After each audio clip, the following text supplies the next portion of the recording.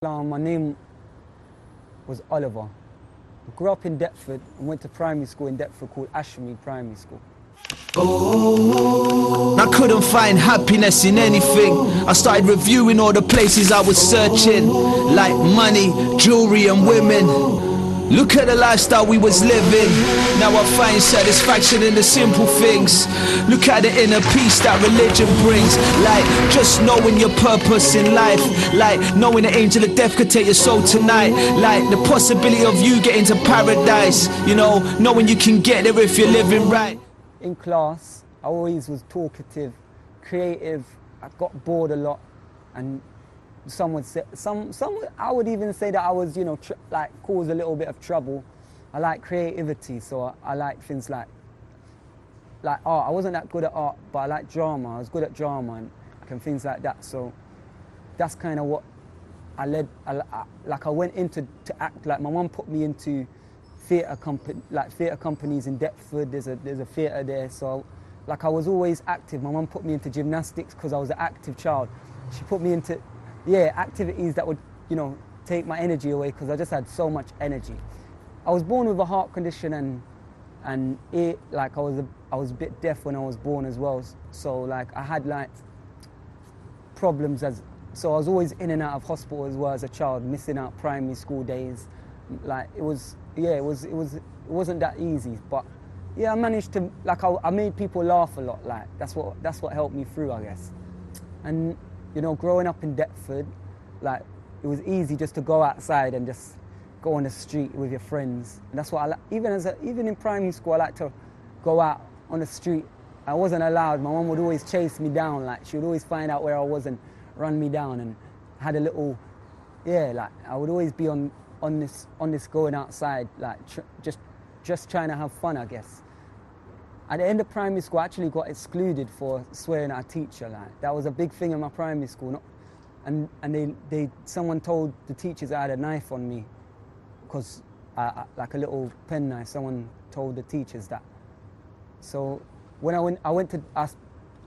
left primary school, I went to Deptford Green, and at first I was a bit skeptical. I didn't want to go there, but my mum put me there because it was close, and we moved from Deptford to New Cross, middle of New Cross. So it was easy just to get to Deptford Green. So when I went to Deptford Green, made a couple friends. Obviously, the area's called ghetto. I was out all the time, straight after school, out. And at 13, I was already basically selling drugs, trying to make money. It wasn't easy. I don't think. I was the middle child, so I felt like I lost out on a lot of things. My brother would get brand new things, and then I would get that handed down, but it wasn't the right size for my little brother, so he'd get brand new things. So I was always getting the middle things. So I wanted my own stuff. So I just went out there and started. And my mum it started as little. Not too bad. Then at 14, 15, I was making a lot of money. I'm not gonna lie, everyone around knew that I was doing that. But it causes jealousy. And I was on my own doing it. It looked like I was on my own doing it. So I was still going to school as well, but that kind of started taking over more and more. And then I got to my GCSEs, passed them, not that. I got 11, mostly drama, and that was good. Art was kind of good. Maths and it wasn't that good. But the road thing took over more. I enjoyed it. It gave me what I wanted, and I didn't realize that people. I was so young. I didn't realize people can get jealous of what you have, and just because I wasn't hanging around with them and sharing what I had, they tried to stop me, and at 16, 17 maybe, a big thing happened where I got accused, where I got attacked and then accused of attempted murder. So at 17, I'm not gonna lie, I ran out of town, and I tried to get away from it. And eventually I came back and I was on bail for 2 years. So obviously all the money thing kind of stopped, and I went to a trial. I went to the trial, and it was for attempted murder and for GBH with intent. Yeah, so subhanallah, I remember when I was 11, obviously I had a heart condition, and it got to the point where I needed like a valve replacement. So it took about, like the best surgeons in the country, it took about 7-8 hours, 7-8 hours to do the operation. And after that, it was one of the biggest things that I went through. And the recovery was crazy, because when I wasn't allowed it back to school for months. And imagine at 11, like this is important, because a year later, my next door neighbor, she died right in front of me, subhanallah. And that just shows me, like, the year before I was saved somehow. Like, the operation actually saved me. Like, if I didn't have the operation, I wouldn't have been able to go on like living. And this girl, she fell right in front of me for no reason. She was talking to me, and for no reason she fell and died. So I was looking down at her, and I realized that this is part of a cycle. And at 12 years old, that hit me. I wasn't sad, I wasn't happy. It was just part of a cycle. That's what I took it as. So back to being on trial. The first trial was both charges, and the first trial was both charges, and alhamdulillah, they proved that I didn't attempt to murder anybody, and they couldn't prove that I didn't try to cause GBH, so they needed a second trial. On the second trial, the barrister that I had was a Muslim, and I didn't know that until he salamed someone, and I was like, what's that about? Like, do you know that guy that you just salamed? And he says, no, I don't know him, but because he's a Muslim, we say Salamu Alaikum, which means peace be upon you. That's the first kind of introduction that I had to Islam, except for going back to the girl that died next door. I went to her janazah because she was Muslim, her family was Muslim. And they asked me to come to the janazah, so I dressed in a khamis, and I went to the mosque, and I did wudu, and I prayed, and I made dua. And the brother of the sister told me, when you make a prayer, make it straight to God. Don't make it through Jesus. Don't do any of that. Just make it to God and see what happens. So I was young, but I made some serious prayers. Like, I remember it kind of clearly. And then, so on the second trial now, that was just a GBH with intent. So throughout the trial, the brother I was asking him questions. He was telling me about Islam, like about the prophets, about Jesus, about Muhammad sallallahu alaihi wasallam, about the whole thing and the similarities between Christianity and that. So it opened my eyes, and he saw that I was interested, so he actually gave me his own Quran. Then I spoke to my next door neighbor who I said, I'm thinking about Islam. Can you give me some information or something? And he brought a teacher, like they call him an ustad or something like that. And he for about a month came to my house every day. My mum, she didn't like it. She don't like my family did disagree with the whole thing. They didn't like me. Like, they didn't like this guy coming in my house with a big beard. Like, they didn't like it. Like, they didn't like it. So I suppose my mum got worried because I'm like an Asian man with a big beard and a long gown, it's not long after 9/11. Like, I should have understood that more, but me being me, I didn't really understand that. So I just kept him coming to my house, and he taught me a lot. And then at the end of him teaching me about like everything he spoke about, he said, everything I said is from the Quran, nothing is from my own words. And I said, because of that, I agree with everything that that you said, and I want to take my shahada. So he said I must take ghusl, and then I went next door and took my shahada, and it was beautiful. When I took my shahada, as I was taking it, it felt like I knew the words already, and my body from the feet was like it was filling up with warm water, like my body was empty, and it was filling up with like, I don't know, I can't explain the feeling properly, but it's filling up with something until it got to my eyes, and then I started crying. Like my body and my mind were so happy. And from that I tried, I was trying to practice, but tried to keep it secret from my family because they already showed they already showed that they didn't agree with it.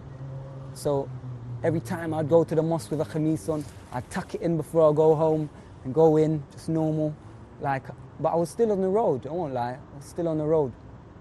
And then it got to I think, what was it, the first Ramadan? Yeah, I think it was the second Ramadan that I was Muslim. Obviously I was fasting and went to the mosque every day. I was going to lessons as well at a brother's house. It was good, like, mashallah. And then, yeah, like I done itikaf in the masjid. And after that, my family, they said, if you want to carry on being Muslim, you can't stay here. So I stayed in the mosque for like months. The masjid let me stay there. I was basically looking after the mosque, like helping out and that. And then it got to the point where the mosque couldn't accommodate me, it's too long. So an imam took me to his house, and I was staying with him for a long time. And then, subhanallah, I was practicing fully, like, and then I had to start staying with a brother. Stayed at his house. He lived near the masjid, so I lived with him. And staying in the mosque, it was weird because I'm new to the deen, and I know that the mosque is only letting me stay there because my brother and they basically have to let me stay because I got nowhere to stay. So I felt I don't know, I felt alone, I guess. Like, it was crazy still.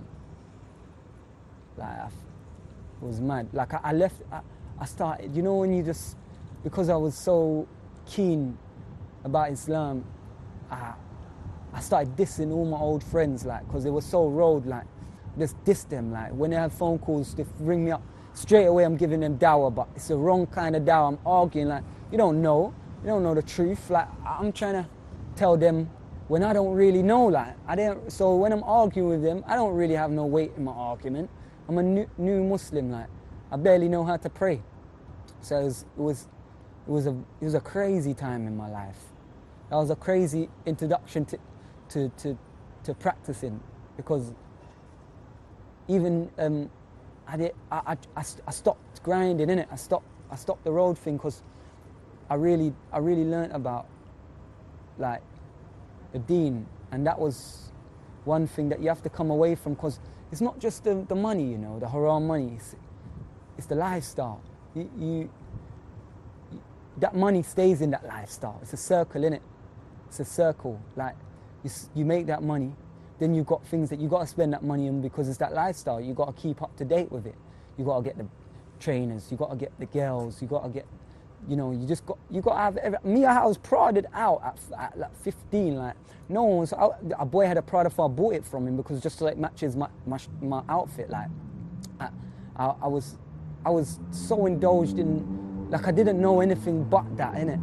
That's all I come from, just blotting and just, obviously after that, just beef and things like that, like.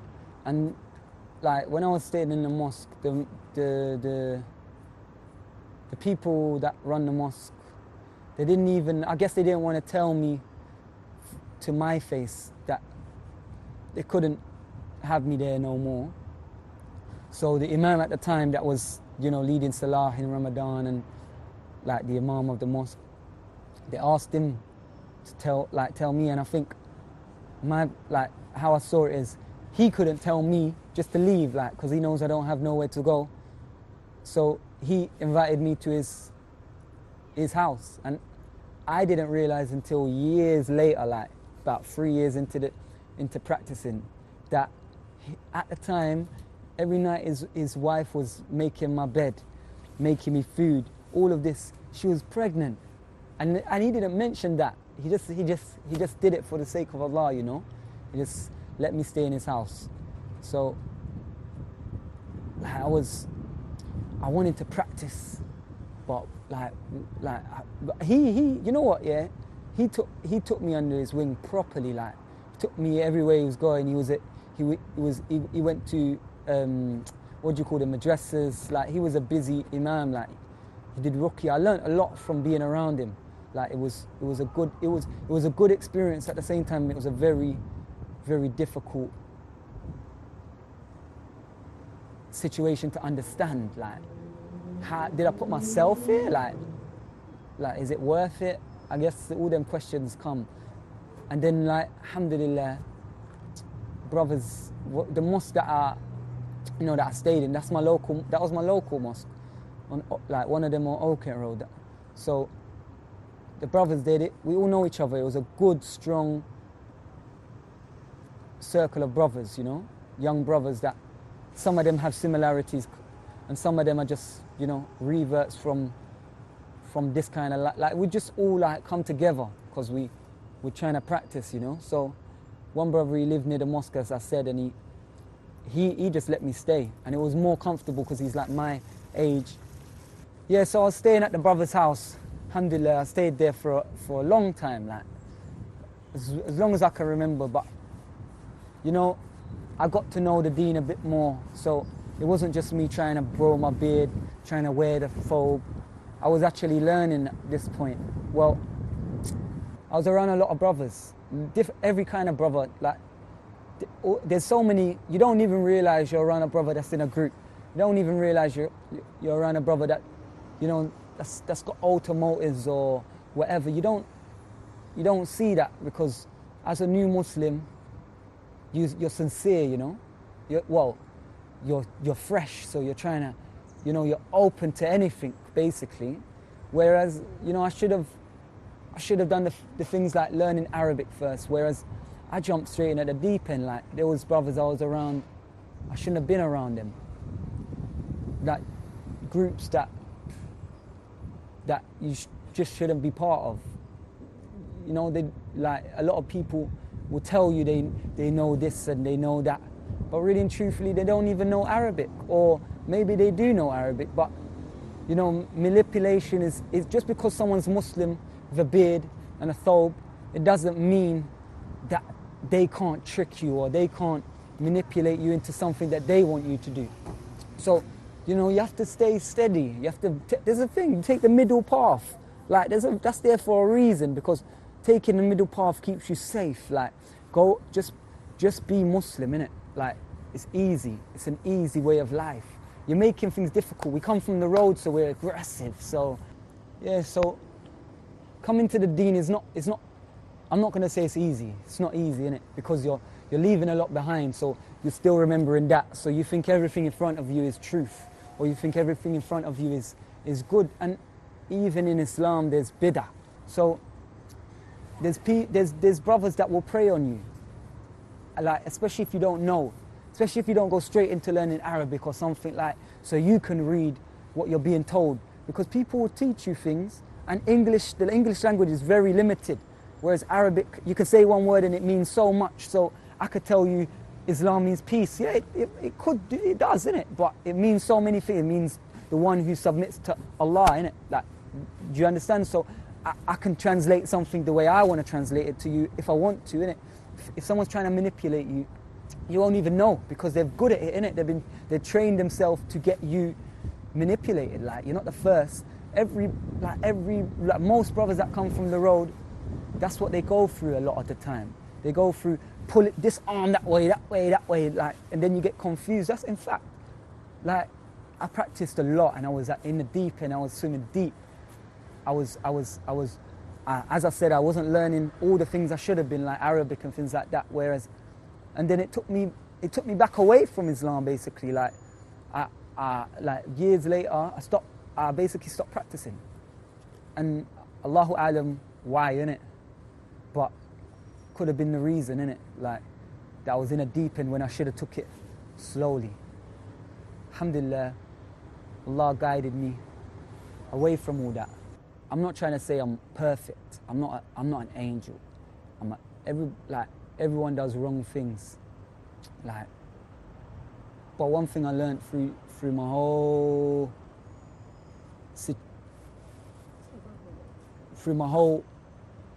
experiences is that you can't swim if you don't learn how to swim, because you're going to drown. So you can't mistake things like passion for truth, for haqq. Because, you know, if you're thinking about coming to Islam, or you're new to Islam, you might see someone shouting and it might look like it's from their heart. Like, so yeah, I'm down with that person. Like, look at him, look, he's down, he's rolling. I'm rolling with him. Like, that's not always true though. Like, there might be something else. Like, you need to learn. You need to learn, and it's easy to learn. Just take it easy. So before, I was all over the place. I was going here, going there, shouting.